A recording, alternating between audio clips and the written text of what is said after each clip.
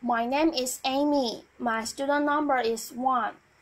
The title is The Emergent Genius of Ant Colonies. I'm a freshman at NCUE. The name of the speaker is Deborah. I study ants, and that's because I like to think about how organizations work, and in particular, how the simple parts of organizations interact to create the behavior of the whole organization. So ant colonies are a good example of an organization like that. And there are many others. The web is one. There are many biological systems like that. Brain cells developing embryos. There are about 10,000 species of ants.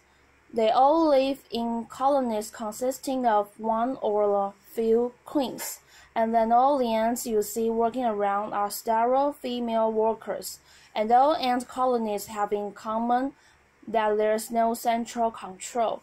Nobody tells anybody what to do. The queen just lays the eggs. There's no management. No ant directs the behavior of any other ant. And I try to figure out how that works. And I've been working for the past 20 years on the population of seed-eating ants in southeastern Arizona. Here's my study site. This is really a picture of ants, and the rabbit just happens to be there. And these ants are called harvester ants because they eat seeds. This is the nest of the mature colony, and there's the nest entrance. And they forage maybe for about 20 meters away, gather up the seeds and bring them back to the nest and store them. And every year I go there and make a map of my study site. This is just a road, and it's not very big. It's about 250 meters on one side, 400 on the other. And every colony has a name, which is a number, which is painted on a rock. And I go there every year and look for all the colonies that were alive the year before, and figure out which ones have died, and put all the newest ones on the map. And by doing this, I know how old they are. And because of that, I've been able to study how their behavior changes as the colony gets older and larger. So I want to tell you about the life cycle of the colony. Ants never make more ants. Colonies make more colonies, and they do that by each year sending out the reproductives. Those are the ones with wings on a mating flight. So every year on the same day, and it's a mystery exactly how that happens. Each colony sends out its virgin, unmated queens with wings, and the males, and they all fly to a common place, and they mate. And this shows a recently virgin queen. Here's her wings, and she's in the process of mating with this male. And there's another male on top waiting its turn. Often the queens mate more than once, and after that, the males all die. That's it for them. Laughter. And then the newly mated queens fly off somewhere, drop their wings, dig a hole, and go into that hole and start laying eggs. And they will live for 15 or 20 years, continuing to lay eggs, using the sperm for the original mating. So the queen goes down in there. She lays eggs. She feeds the larvae. So an ant starts as an egg, then it's a larva. She feeds the larvae by regurgitating from her fat reserves. Then as soon as the ants, the first group of ants, emerge, their larvae, then their pee-pee. Then they come out as adult ants. They go out, they get the food, they dig the nest, and the queen never comes out again.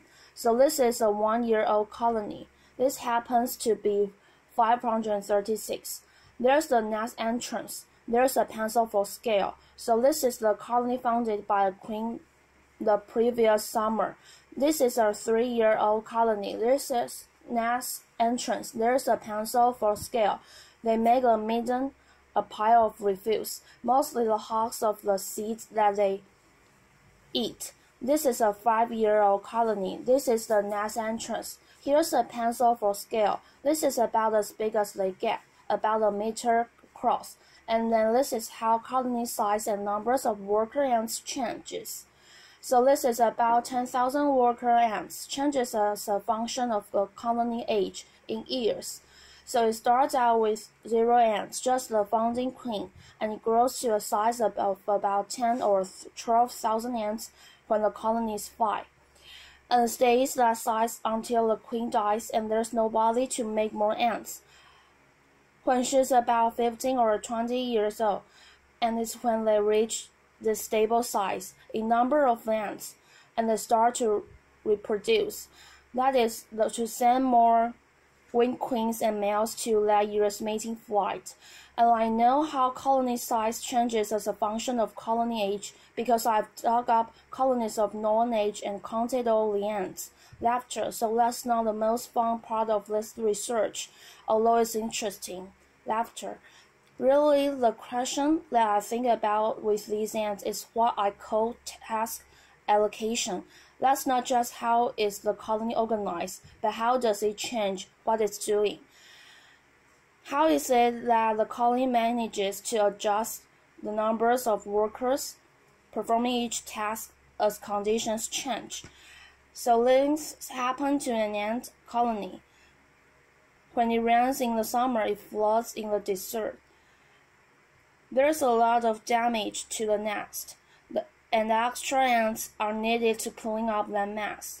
When extra food becomes available, and this is what everybody knows about picnics, the extra ants are allocated to collect the food. So with nobody telling anybody what to do, how is it that the colony manages to adjust the numbers of workers performing each task?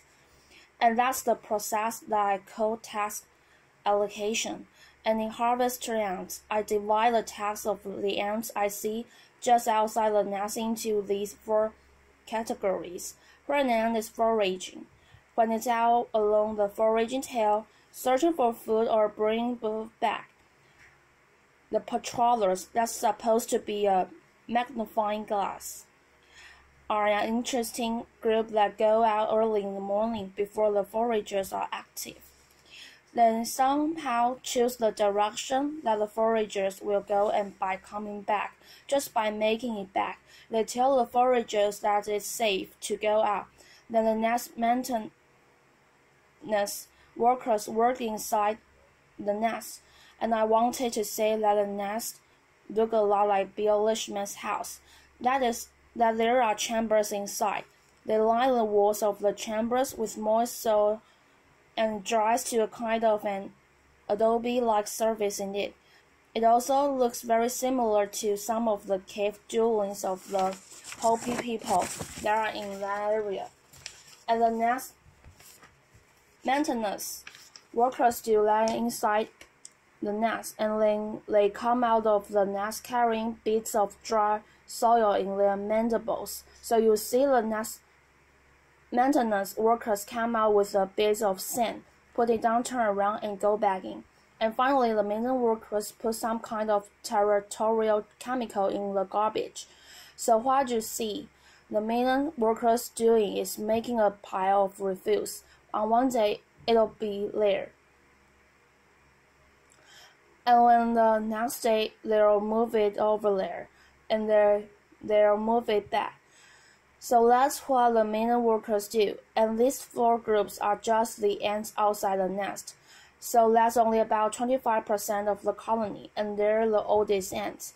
So an ant starts out somewhere near the queen, and when we dig up nest, we find they're about as deep as the colony is wide, so about a meter deep for the big old nest.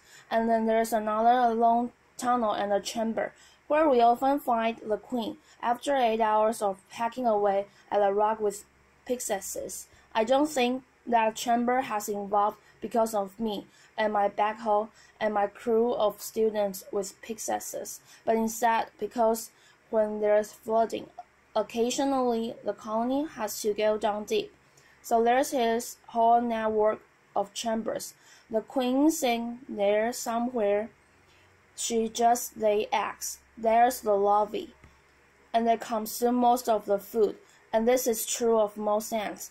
The ants you see working around don't do much eating. They bring it back and feed it to the larvae. When the foragers come in with food, they just drop into the upper chamber, and other ants come up from below, get the food, bring it back, husk the seeds, and pile them up. There are nest maintenance workers working throughout the nest, and curiously and interestingly, it looks as though at any time about half the ants in the colony are just doing nothing. So despite what it says in the Bible about, look to the ant, those sluggards.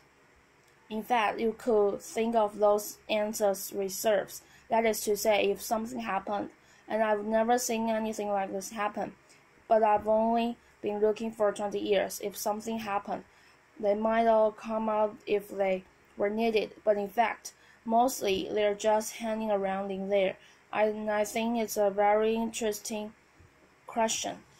What is there about the way the colony is organized that might give some function to a reserve of ants who are doing nothing, and they sort of stand as a buffer in between the ants working deep inside the nest and the ants working outside. And if you mark ants that are working outside and dig out a colony, you never see them deep down. So what's happening is that the ants work inside the nest when they're younger. They somehow get into this reserve, and then eventually they get recruited to join this exterior workforce. And once they belong to the ants that work outside, they never go back down. Now most ants, including these, don't see very well. They have eyes, they can distinguish between light and dark, but they mostly work by smell. So just to reinforce that what you might have thought about ant queens isn't true. Even if the queen did have the intelligence to send chemical messages through this whole network of chambers to tell the ants outside what to do, there is no way that such messages could make it in time to see the shifts in the allocation of workers that we actually see outside the nest. So that's one way that we know the queen isn't directing the behavior of the colony. So when I first set out to work on task allocation, my first question is, what's the relationship between the ants doing different tasks? Does it matter to the foragers what the nest maintenance workers are doing? Does it matter to the minimum workers what the patrollers are doing? And I was working in the context of a view of ant colonies in which each ant was somehow dedicated to its task from birth and sort of performed independently of the others, knowing its place on the assembly line. And instead, I wanted to ask, how are the different task groups interdependent? So I did experiments where I changed one thing. So for example, I created more work for the nest maintenance workers by putting out a pile of toothpicks near the nest entrance early in the morning when the nest maintenance workers are first active. This is what it looks like about 20 minutes later. Here it is about 40 minutes later, and the nest maintenance workers just take all the toothpicks to the outer edge of the nest mound and leave them there. And what I wanted to know was, okay, here's a situation where extra nest maintenance workers are recruited. Is this going to have any effect on the workers performing other tasks?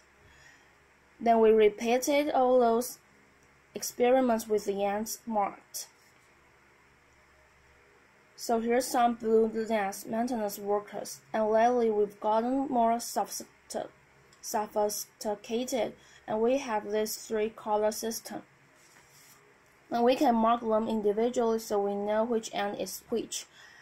We started out with modern airplane paint, and then we found these wonderful little Japanese markers, and they work really well. And so just to summarize the result, well, it turns out that yes, the different tasks are interdependent. So if I change the numbers of performing one task, it changes the numbers performing another. So for example, if I make a mess that the nest maintenance workers have to clean up, then I see fewer ants out foraging. And this was true for all the pairwise combinations of tasks. And the second result, which was surprising to a lot of people, was that ants actually switch tasks. The same ant doesn't do the same task over and over its whole life. So for example, if I put out extra food, everybody else, the middle workers, stop doing middle work and to go get the food. They become foragers. The nest maintenance workers become foragers. The patrollers become foragers. But not every transition is possible. And this shows how it works.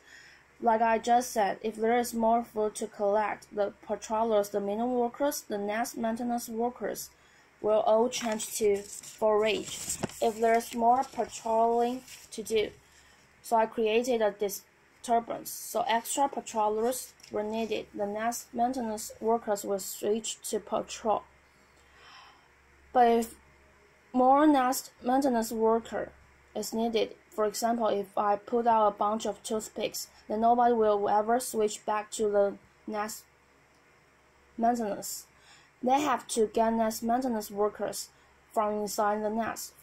Foraging acting as a sink, and the ants inside the nest act as a source. And finally, it looks like each ant is deciding moment to moment whether to be active or not.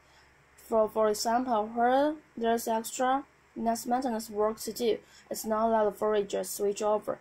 I know that they don't do that, but the foragers somehow decide not to come out. And here was the most intriguing result.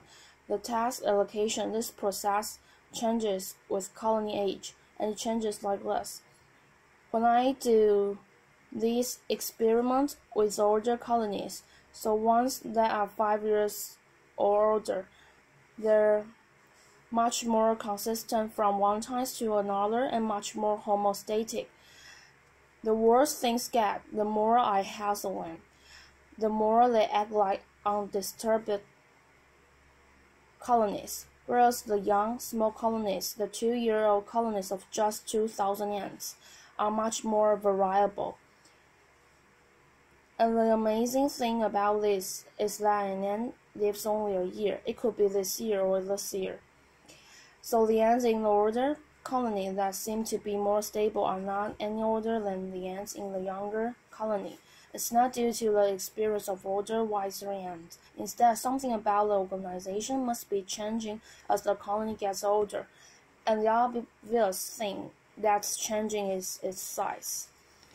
So since I've had this resort, I've spent a lot of time trying to figure out what kinds of decision rules, very simple, local, probably all factory, chemical rules could be using. Since no ant can assess the global situation, that will have the outcome that I see, this predictable dynamics in who does what task, and it will change as the colony gets larger. And what I've found out is that the ants are using a network of antennal contact. So anybody who's ever looked at ants has seen them touch antennae. They smell with their antennae. When one ant touches another, it's smelling it, and it can tell, for example, where the other ant is a nest mate, because ants cover themselves and each other through grooming with a layer of grease, which carries a colony-specific odor. And what we're learning is that an ant uses the pattern of its antennal contacts, the rate at which it meets ends of other tasks, in deciding what to do, and so what the message is. It's not any message that they transmit from one end to another, but the pattern. The pattern itself is the message, and I'll tell you a little bit more about that. But first, you might be wondering, how is it that an ant can tell? For example, I'm a forager.